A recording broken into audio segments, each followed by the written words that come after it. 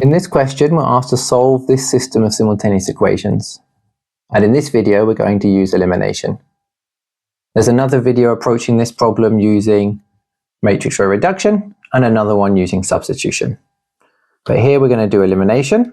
So first of all, we're going to label our three equations so we can refer to them. And how can we combine these? Well, the easiest thing to do to start with would be to try something like 1 plus 2. Doing 1 plus 2 is going to give me 3x and then minus y plus y 0, z plus minus z 0, 5 plus 2 is 7. So we get 3x equals 7, which is suggesting to us that x is equal to 7/3. Now that's a bit strange that we've managed to get a value for x immediately. And this often leads to some confusion, but actually this is a big hint as to what's happening. Let's think about another pair of equations.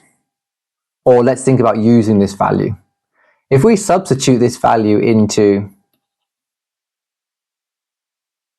2, then we're going to get 7/3 plus y minus z equals 2.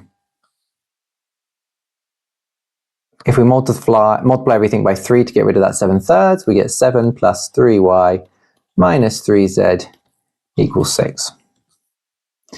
If we also sub it into 3, then we get 7 minus 3y plus 3z equals 8. Now these two things look quite similar, but not quite the same. If we rearrange this one into 3y minus 3z equals negative 1, and rearrange this one into negative 3y plus 3z equals 1, becomes a bit more obvious.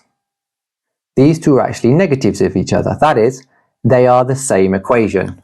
Now, if they're the same equation, that means that we can't solve them because we can't eliminate now. If we add these two equations together, we're going to get 0y's plus 0z's equals 0. If we add them together, we get 0y's plus 0z's equals 0. Well, that is possible. It's not an impossible thing suggesting there's no solutions. Actually, this is true for multiple values or any value of y and z. What this is telling us for this particular set of equations is that there are infinitely many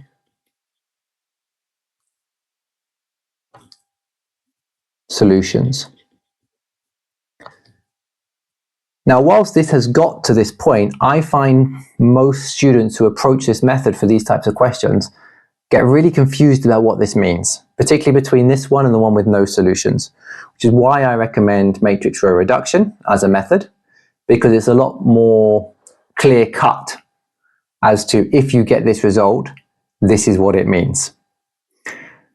If you're okay with how to interpret this kind of question, then feel free to go through elimination. Sometimes it's a bit quicker, but it can be difficult to interpret the results that you get and what they mean in terms of the actual problem.